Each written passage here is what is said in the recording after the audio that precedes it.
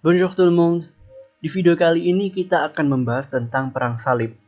Apa sih perang salib itu? Kenapa perang salib ini terjadi? Lalu apa dampaknya? Simak terus video ini ya.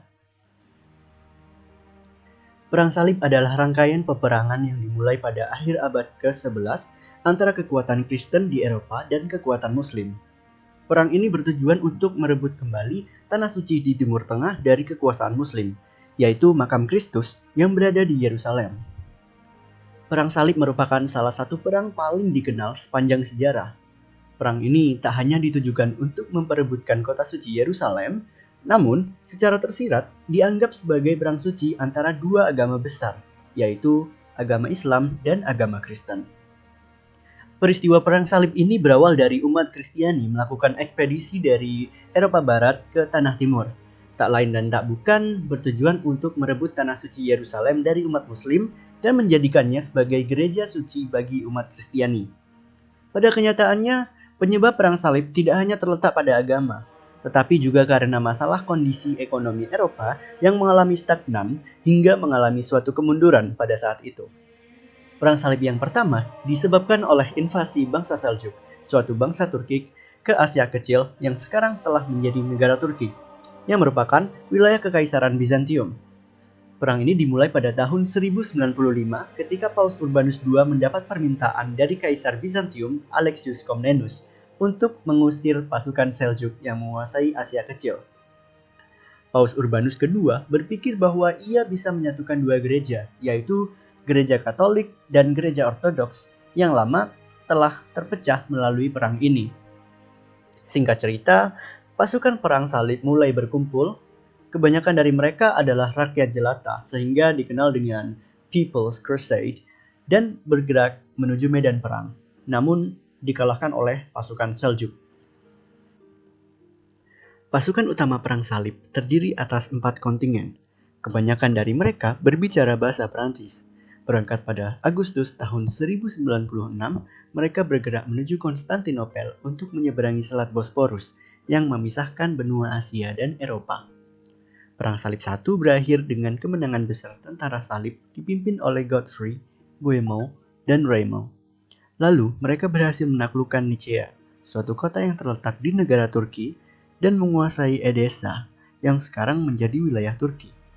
Selain itu, mereka mendirikan pusat pemerintahan tentara salib bernama County Edessa. Di bawah pimpinan Godfrey, akhirnya tentara perang salib berhasil menguasai Yerusalem dan mendirikan sebuah kerajaan. Perang salib kedua terjadi dikarenakan adanya pengambil alihan County Edessa oleh kaum muslim pada tahun 1144. Akan tetapi, pasukan salib terkesan lebih mengutamakan target penaklukan wilayah Damaskus.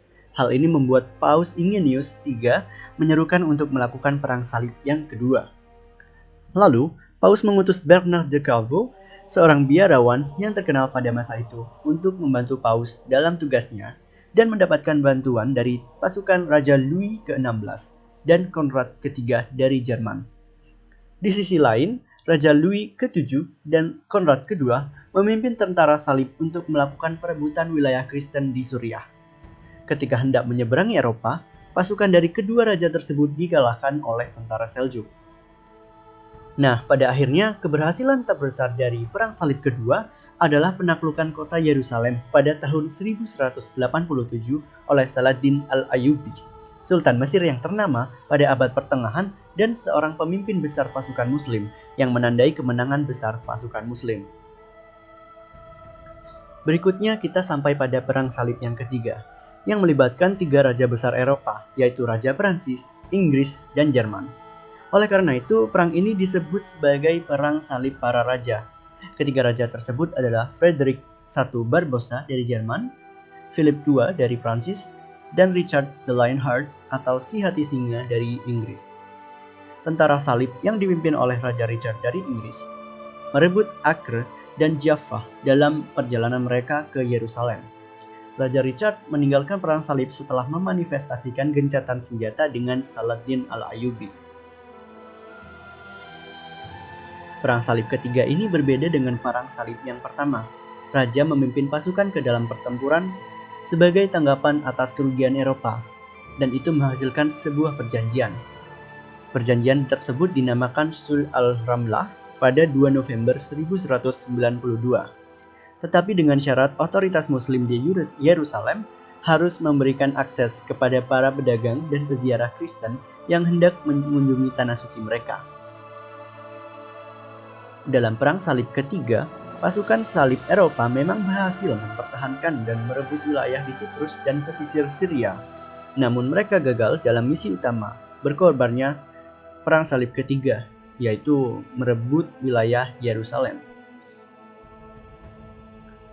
Perang Salib sebenarnya tidak berhenti di situ saja. Perang Salib terus berlanjut sampai pada akhirnya mengakibatkan kekalahan bagi Eropa dan kemenangan bagi Muslim. Transportasi dan perdagangan juga meningkat di seluruh Eropa sebagai salah satu akibat dari Perang Salib. Karena perang menciptakan permintaan konstan untuk persediaan transportasi yang mengakibatkan pembangunan kapal dan pembuatan berbagai persediaan, seperti sandang, pangan, dan persediaan lainnya. Gereja Katolik Roma pun mengalami peningkatan kekayaan dan kekuasaan Paus diangkat setelah Perang Salib ini berakhir.